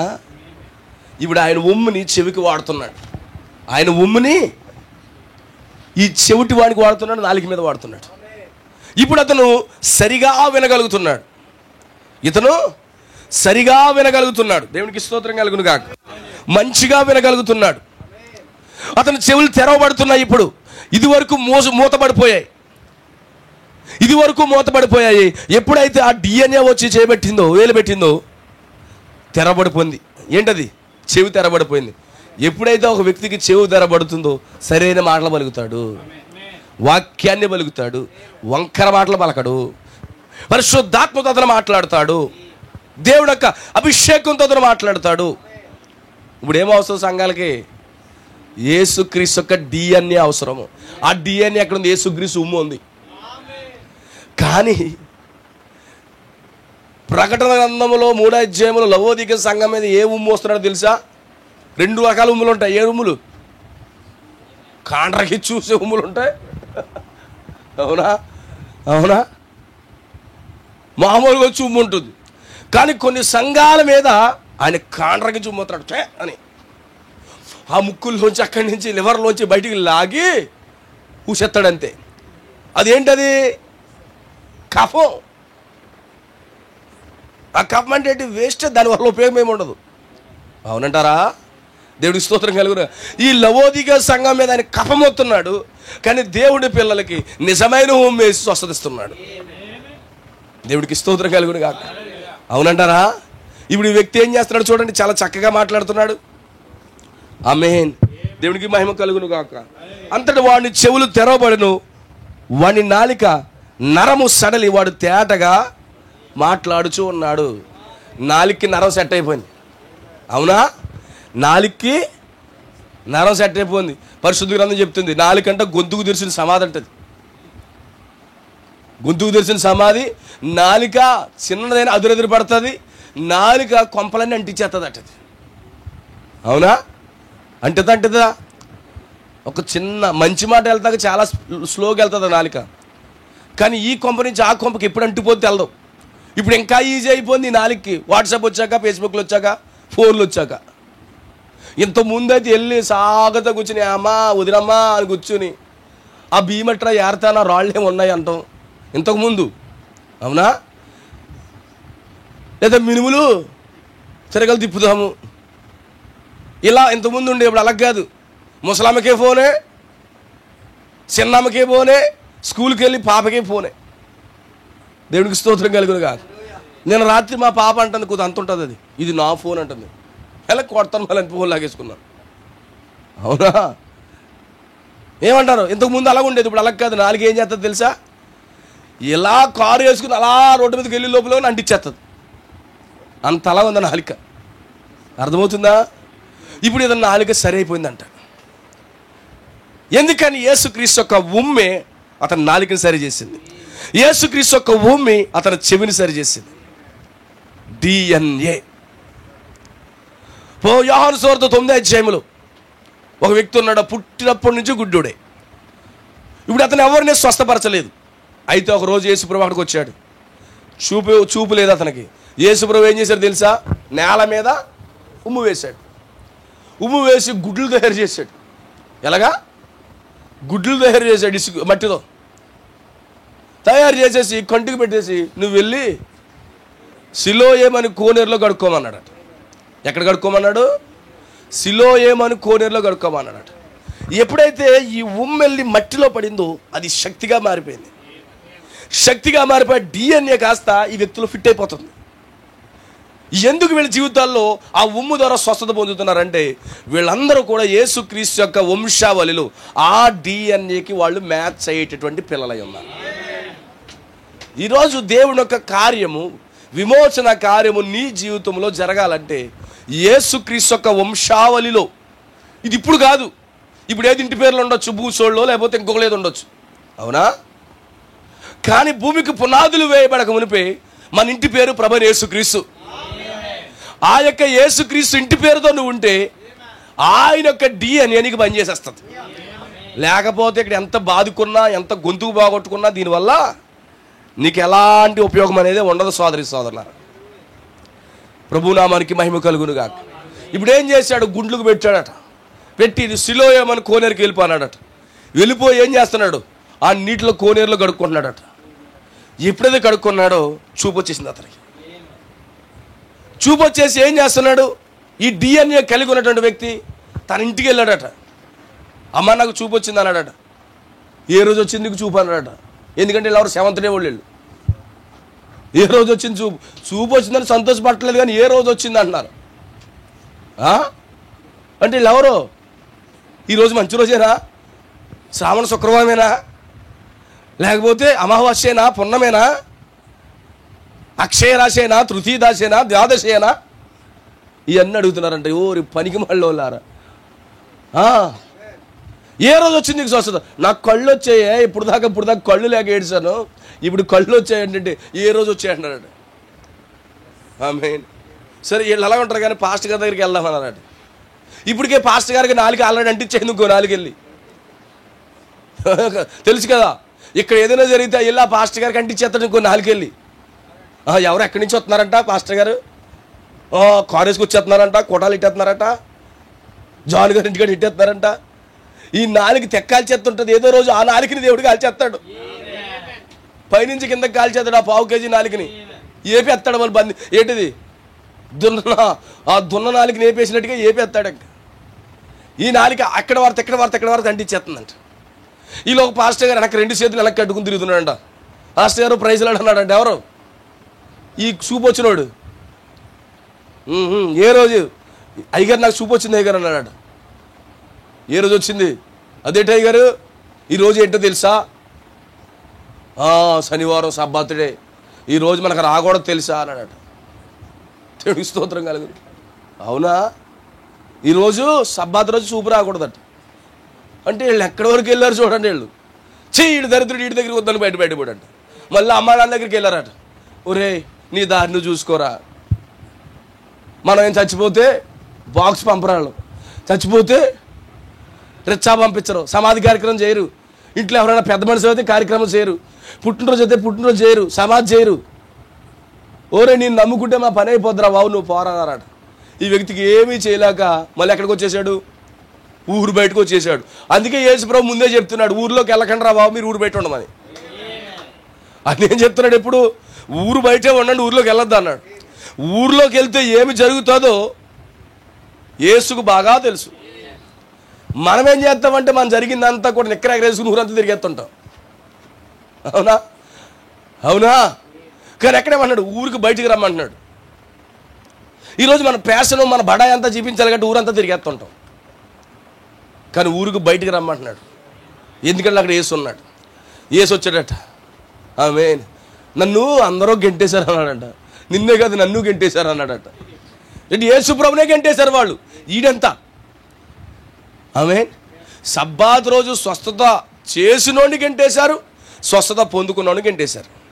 అంటే వీళ్ళ మనసులో దేవుని కార్యాలు జరగడం కాదు, వీళ్ళ సిద్ధాంతాలు, వీళ్ళ సంఘ క్రమాలు, వీళ్ళ ఆచారాలు తప్ప వాక్యము నెరవేర్పు వీళ్ళకి అవసరం లేదు. వీళ్ళకు పట్టుకుంటుంది. వీళ్ళ జీవితంలో సొంతంగా కూడా ప్రార్థన చేస్తా ఉండదు. వాళ్ళు పెద్దోడి దగ్గర నుంచి చిన్నోడి వరకు వాళ్ళు సొంతంగా ప్రార్థన చేస్తా ఉండదు. ఒక కపాలలాగా ఉంటుంది అది నీ సిలువ. అది సిలువ కాదు, కపాలలాగా ఉంటుంది. ఇలాగ తిప్పుతాడు, ఇలాగ ఆ లోపల ఇలాగలా జల్లుతూ ఉంటాడు. ఇలాంటి వాళ్ళు అందరూ కూడా సిద్ధాంతాలతో ఉండి దేవుని కార్యాన్ని చూడలేకపోతున్నారు. ఆ గుడ్డివాడికి చూపు రావడం చూడలేకపోతున్నారు. ఎప్పుడైతే యేసు ప్రభు ఉమ్ము రాశాడో ఉమ్ములో స్వస్థత వచ్చేసిందండి. అంత మాత్రమే కాదు, యేసు ప్రభు ఊపిరిలో ఆయన ఏం చేస్తున్నాడు, ఆయన ఊపిరి ఊదాడు. అవునా? మీకు విషయం తెలుసా? అని వెళ్తే మీకు వైరస్ వద్ద తెలుసా? పొద్దున్న ఏం చేయండి, అనండి, వస్తాయి క్రిములు, వస్తాయి లేదా? నువ్వు ఫుల్గా సిగరెట్ కాసేసి మెంతోస్ అన్నట్టుగా అన్నావు అనుకో, ఆ దరిద్రం వెళ్ళి ఇంకొకటి మీద పడుతుంది. అవునా? అవునా కాదా? కానీ యేసు ప్రభు గారి అన్నాడు అనుకో, ఇది మెంతో ప్లస్ యాడ్ కాదు, లేకపోతే కోల్గేట్ తాజా శ్వాస కాదు. ఇది కోల్గేట్ ఏం చేస్తాడు, ఎలా తోమేసి తాజా శ్వాస. ఆడు 100% ఇవ్వలేడు చూసారు, 99.9 ఇస్తాడు. అవునా? కానీ యేసు ప్రభు 100% ఏమన్నా తెలుసా? అన్నాడట. చదవండి యోహాను సువార్త. నేను ముగించేస్తాను 2 పాయింట్లు చెప్పేసి.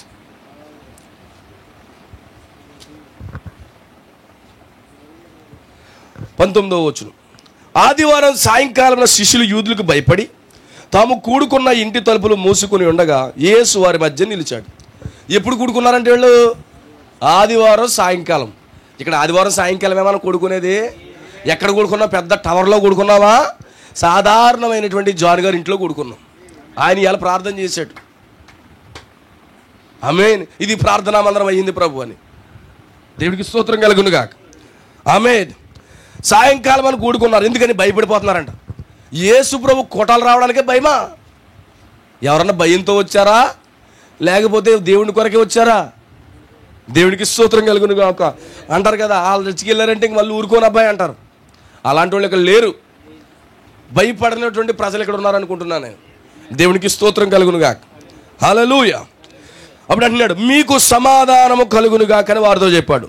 సాయంకాల సమయంలో యేసు ప్రభు యొక్క వర్తమానం ఏంటి? షాలోమ్, మీకు సమాధానం కలుగును గాక. దేవునికి స్తోత్రం కలుగును గాక.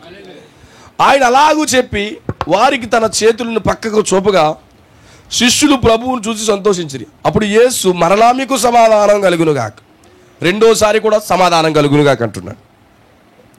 తండ్రి నన్ను పంపిన ప్రకారం నేను మిమ్మల్ని పంపుచున్నాను వారితో చెప్పాను. ఆయన ఆ మాట చెప్పి వారి మీద ఊదాడు. ఏం చేశాడు? ఊదాడు. ఇప్పుడు ఊదినప్పుడు ఏమవుతుంది? కొన్ని కణాలు ఆయనలోంచి ఉన్నటువంటి లాలాజలము ఆ నోట్లోంచి ఏమవుతుంది? ఊదినప్పుడు ఆ యొక్క శక్తి, ఆ పరిశుద్ధాత్మ వారు లోపలికి వెళ్ళిపోతుందండి.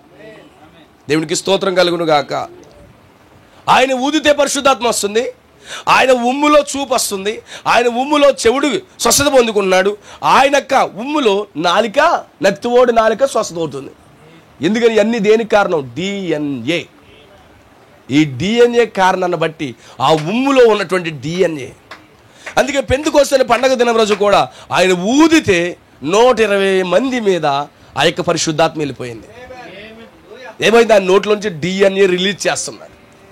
ఆ యొక్క క్రోమోజోములు రిలీజ్ చేస్తున్నాడు. ఎప్పుడైతే ఆ క్రోమోజోములు రిలీజ్ చేస్తున్నాడో ఏమవుతుంది? ఆ ఎదుటి వ్యక్తికి ఆయనకి సంబంధం కలుగుతూ ఉంది. ఎప్పుడైతే సంబంధం కలుగుతుందో ఆ వ్యక్తి స్వస్థత పొందేసుకుంటున్నాడు. దేవునికి స్తోత్రం కలుగును గాక. ఎంత ఆశ్చర్యంగా ఉంది! ఈరోజు ఆయన వాక్యములో DNA ఉంది. ఈరోజు ఇక్కడ ప్రకటించబడుతున్న వాక్యం ఏంటి తెలుసా? DNA. ఇది ఎవరిది? ప్రభువైన యేసుక్రీస్తు. ఆయన క్రోమోజోములు రిలీజ్ చేస్తున్నాడు. ఇప్పుడు ఆయన మాటను నువ్వు స్పష్టంగా పట్టుకున్నావు అనుకో, నీకు భౌతికమైన చూపు, ఆత్మ సంబంధమైన చూపు కూడా వచ్చేస్తుంది. నీ భౌతికమైన ఆ యొక్క చెవుడు బాగవుతుంది, ఆత్మ సంబంధంగా చెవుడు కూడా బాగవుతుంది. నువ్వు పరిశుద్ధాత్మతో నింపబడతావు. నీ నాలిక కూడా స్వస్థత పొందుకుంటుంది.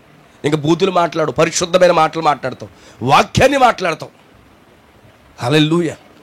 ప్రతి ఒక్కరితో పరిశుద్ధమైన మాటలు మాట్లాడతావు. ఇంకా ఇప్పుడు అబద్ధాలు మాట్లాడవు. దేవుడికి స్తోత్రం కలుగును గాక. ఏముంది? యేసుక్రీస్తు యొక్క DNA. యాసిడ్స్ వస్తాయంట. DNA ఏంటి? యాసిడ్స్. ఎవరు? ఏ అంటే యాసిడ్స్ అంట. ఆ యాసిడ్స్ ఏం చేస్తాయి? ఆమ్లాలు. ఆయన నోట్ల నుంచి వచ్చిన ఆమ్లాలు ఏం చేస్తాయి? నీలో ఉన్నటువంటి వైరస్ని కాల్చేస్తాయి. అందుకే వాక్యంలో ఆమ్లం ఉంది, DNA ఆమ్లం ఉంది. అవునా? ఈ న్యూక్లిక్ యాసిడ్ ఉంది. ఏం చేస్తుంది? దహించి వేస్తుందట. నీ కంటి మీద ఏమన్నా వైరస్ ఉందా? ఈ ఆమ్ల వెళ్ళి కాల్చేస్తుంది. నీ చెవిలో ఏమైనా వైరస్ ఉందా, ఈ ఆమ్ల వెళ్ళి కాల్చేస్తుంది. నీ నాలుక మీద ఏమైనా వైరస్ ఉందా, దాన్ని కాల్చేస్తుంది. అవునా? నీ జీవితం అంతా ఈ యొక్క వైరస్ ఉందా, ఆ యాసిడ్స్ వచ్చి కాల్చేస్తాయి. అందుకే ఎప్పుడైతే ఆ పెంతెకొస్తు దినమున 120 మందికి మీద ఆ యొక్క ఆమల వచ్చిందో వాళ్ళకి ఏమైంది? వాళ్ళు కాలారు. లోపల నాలుగులు అన్నీ కాలిపోయాయి. వాళ్ళ జీవితాలు దిద్దుపడిపోయాయి. అందుకే ఈరోజు మనకి ఏం కావాలి? డిఎన్ఏ ఏంటండి?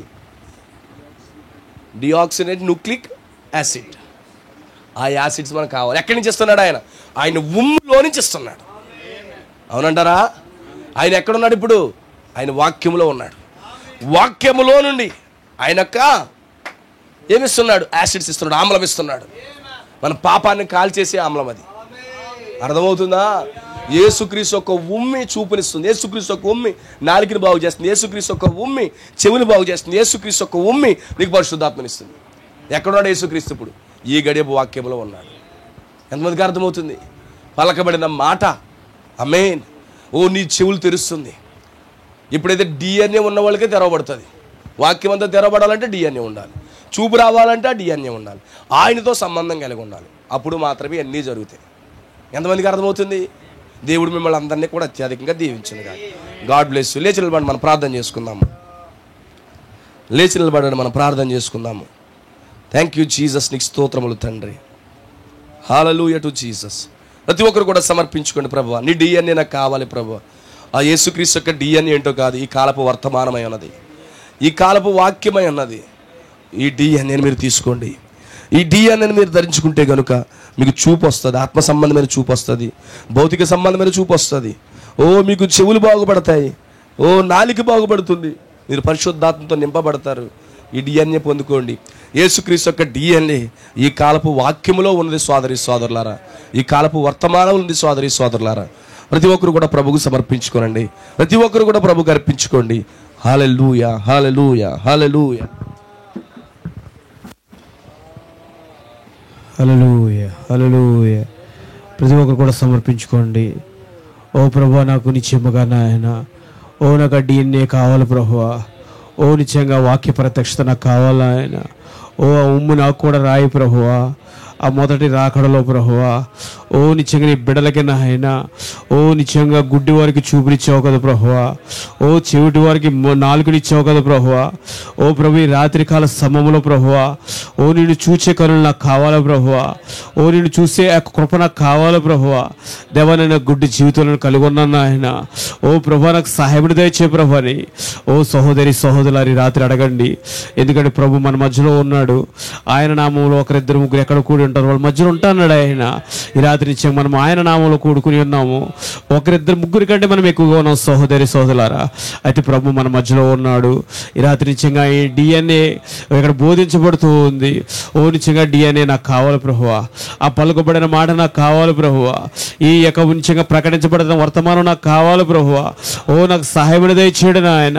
నేను సంపూర్ణంగా స్వస్థత పొందుకోవాలనుకుంటున్నాను ప్రభువా. సంపూర్ణంగా ఈ పాపం నుంచి విడుదల పొందుకోవాలనుకుంటున్నాను ప్రభువా. సంపూర్ణంగా ప్రభువా ఈ లోక సంబంధ కార్యాల నుంచి ప్రభువా, ఆ బూతులు మాట్లాడే ఆత్మల నుంచి ప్రభువా. దేవా, నా నోరును శుభ్రపరచున ఆయన. దేవాన్ని చెమ్మగా ప్రభువా, ఆ పలకబడిన మాటను నేను తీసుకుంటాను ప్రభువా. నాకు కావాలి ప్రభువా. నాకు సహాయం దయచే ప్రభువా. సహోదరి సహోదరు రాత్రి ప్రార్థించండి. అడగండి, అడుగుడు ఇవ్వండి అన్నాడు ఆయన. ఈ రాత్రి నిత్యం అడిగితే మనం కనుక నిత్యముగా మన జీవితంలో డిఎన్ఏ మనకి ఇస్తాడు ఆయన. మనకి ఇవ్వడం కొరకు మనకి ఇక్కడికి వచ్చి అన్నాడు. సహోదరి సహోదరులారా, ఈ పెంటపడి ప్రాంతంలో చివరికి ఊరికి చివరిని మనల్ని ఎందుకు తీసుకొచ్చాడంటే ఆయన డిఎన్ఏ మనకి ఇవ్వడానికి వచ్చాడు. సహోదరి సహోదరులారా, ఏదో ఒక సెంటర్లో చేయట్లేదు కానీ ఊరికి బయటికి తీసుకొచ్చాడు. సహోదరి సహోదరులారా, ఊరికి లోపలికి తీసుకొచ్చి వెలుపలికి తీసుకొచ్చి ఆయన డిఎన్ఏ మనకి ఇవ్వాలనుకుంటున్నాడు. నాకు సహాయం దయచే ప్రభు అడగండి. మనం ప్రార్థించుకుందాం. మనం సమర్పించుకుందాం. సహోదరి సహోదరులారా, ఈ రాత్రి నిత్యంగా గుడ్డివాడికి ఆ ముగ్గురు జీవితంలో దేవుడు ఎలాగైతే కన్ను చూపునిచ్చాడో, ఇక నిత్యంగా స్వస్థనిచ్చాడో, వాళ్ళకి స్పష్టంగా మాట్లాడే నాలుగునిచ్చాడు. నిత్యంగా గొప్ప అదే దేవుడు మన మధ్యకు ఉన్నాడు. సహోదరి సహోదరులారా, ఆ పెంతెకొస్తు దినమందు ఆ మేడగదిలోకి దిగి వచ్చి నాలుగులను కూడా కాల్చిన అదే దేవుడు ఈ రాత్రి మన మధ్యకు వచ్చాడు. సహోదరి సహోదరులారా, రాత్రి మనల్ని పూర్తిగా నిజంగా ఆయన మనల్ని కడగాలనుకుంటున్నాడు ఆయన. సహోదరి రాత్రి మీరు సమర్పించుకోండి, ప్రార్థించుకుందాం. హల్లెలూయా, హల్లెలూయా, హల్లెలూయా. ప్రభువానికి స్తుతులు స్తుతులు స్తోత్రములు ప్రభువా.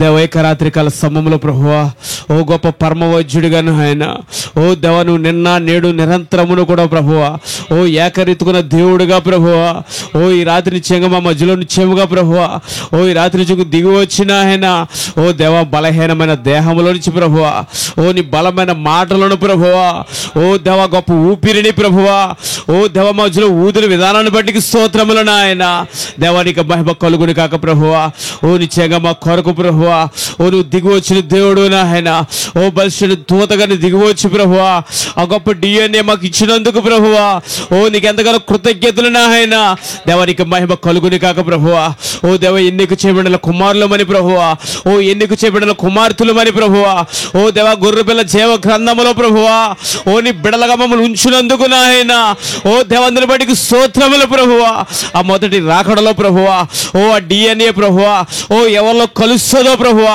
వారి వద్దకు వెళ్ళిన ఆయన ఆ ఊమి వేసి వాళ్ళు కన్ను చూపునిచ్చావు నాయన దేవాదిని బట్టికి స్తోత్రములు ప్రభువా ఈ రెండవ రాకడలో ప్రభువా మమ్మల్ని ఎందుకు చేసుకున్నావని నాయన మరొకసారి రుజువు చేసి ప్రభువా నీ DNAని పంపించి ప్రభువా నీ వర్తమానాన్ని పంపించి ప్రభువా మమ్మల్ని విడిపించినందుకు నీకు స్తోత్రాలు నాయన దేవానికి మహిమ కలుగుని కాక ప్రభువా ఇంకా నువ్వు మాకు DNA కావాలి ప్రభువా ఇంకా పరిపూర్ణంగా ప్రభువా శిరస్సు మొదలుకుని అరికాలు వరకు ప్రభువా ప్రతి బలహీనపరచు ఆత్మలిచ్చిన ఆయన మేము విడిపించబడి ప్రభువా దేవానిత్యంగా వాక్యముతో ప్రభువా నింపబడుటకు మాకు సహాయం దయచేయండి నాయన ఈ రాత్రి మా జీవితాలు మీకు అప్పగించుకుంటూ ఉన్నాం నిత్యంగా పలకబడిన మాటలు ప్రభువా ఆ ఊపిరి తీసుకునేవారుగా నాయన ఆ పరిశుద్ధాత్మ చేత నింపబడేవారుగా నాయన దేవ మా జీవితాలు ఉండునుగాక నాయన తప్పక మాకు సహాయం దయచేయండి దేవా లౌదిక సంఘములే ప్రభువా దేవనిత్యంగా ప్రభువా దేవనిత్యంగా దేవా నిత్యంగా ఇక చల్లగాయలను వెచ్చగాయలను ప్రభువా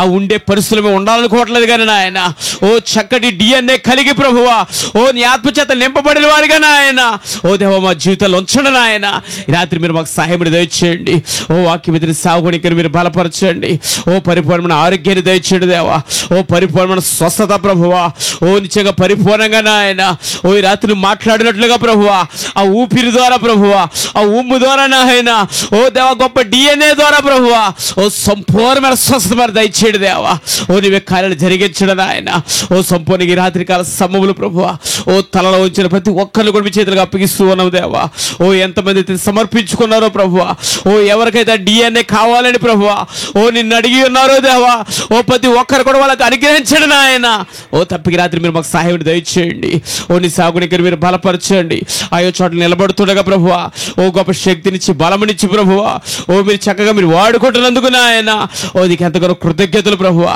ఇంకా మీరు బలపరిచి వాడుకోండి ప్రభువా తప్పక ఈ యొక్క మండలాల్లో ఈ ప్రాంతంలో ప్రభువా నువ్వు జరిగిస్తున్న పరిచయం బట్టి స్తోత్రాలు నాయన దేవ గత వారంలో ప్రభువా చక్కని స్వార్థకుడికి మా మధ్యలో జరిగించినందుకు కూడా నాయన మీకు ఎంతగానో కృతజ్ఞతలు ప్రభువా వాక్యం విత్తబడింది నాయన అది మీరు ఫలింపచేయండి నాయన ఆ DNA వాళ్ళ పంది ఒక్కరు తీసుకుందరు కాక నాయన పాపము నుంచి విడిపించబడే ప్రభువా లోక కార్యాల నుంచి విడిపించబడే ప్రభువా ఆ గొప్ప వర్తమానం బోధించబడుతూ ఉంది నాయన తప్పకి గ్రామస్తులు ప్రభువా వాళ్ళందరూ కూడా తీసుకుందరు కాక నాయన సంపూర్ణ మీ విడుదల కలుగు చేయండి నాయన కార్యమి చేయండి కృప చూపు ప్రభువా దేవ కార్యమిడి చేయండి నాయన ఆయా సంఘ శాఖల నుంచి ప్రభువా ఆయా సిద్ధాంతాల నుంచి ప్రభువా ఆయా నిజంగా ఈ శ్వాసాల నుంచి ప్రభువా నీ బిడ్డలు మీరు విడిపించిన ఆయన నీ DNA వాళ్ళ జీవితంలో పెట్టండి నాయన తప్పక మీరు సహాయం దయచేయండి ఈ రాత్రి కూడినంత వరకు జరిగించినందుకు స్తోత్రాలు పాటల్లో ఆరాధనలో మాకు ఎంతగానో ప్రభువా వాక్యంలో మాకు తోడుగొన్నందుకు వందనాలు నాయన దేవానికి మహిమ కలుగును కాక ప్రభువా ఈ రాత్రి ఇచ్చిన వాక్యాన్ని బట్టి ప్రభువా ఇచ్చిన వర్తమానాన్ని బట్టి ప్రభువా మీకు ఎంతగానో కృతజ్ఞత స్తుతులు నాయన ఈ రాత్రి మా జీవితాలు పరిపూర్ణంగా మీ చేతులకు అప్పగించుకుంటూ ఉన్నాం ఎల్లప్పుడూ పలకబడిన మాటలు ప్రభువా మేము తీసుకుందాము కాక నాయన తప్పక రాత్రి మాకు సహాయం దయచేయండి ఈ కూడికి ఎంతవరకు జరిగించినందుకు ప్రభువా మీకే స్తుతి ఘనత మహిమ ప్రభావాలు చెల్లించుకుంటూ ప్రభువా సమస్తము నీ చేతులకు అప్పగించుకుంటూ ప్రభువే యేసుక్రీస్తు నామములో ప్రార్థిస్తూ ఉన్నాం ఆమేన్. మన ప్రభువైన యేసుక్రీస్తు యొక్క అద్భుతమైన కృప ఈ రాత్రి కూడొచ్చిన బిడ్డలకు ఆయా ప్రాంతాల్లో ఉన్న బిడ్డలకు అందరికీ కృప తోడుగా ఉండి యేసుక్రీస్తు యొక్క DNA పొందుకుని ఆ గొప్ప ఆ పరిశుద్ధాత్మను, గొప్ప స్వస్థతను, గొప్ప విమోచనను పొందుకుందురుగాక. ఆమేన్, ఆమేన్. God bless you all.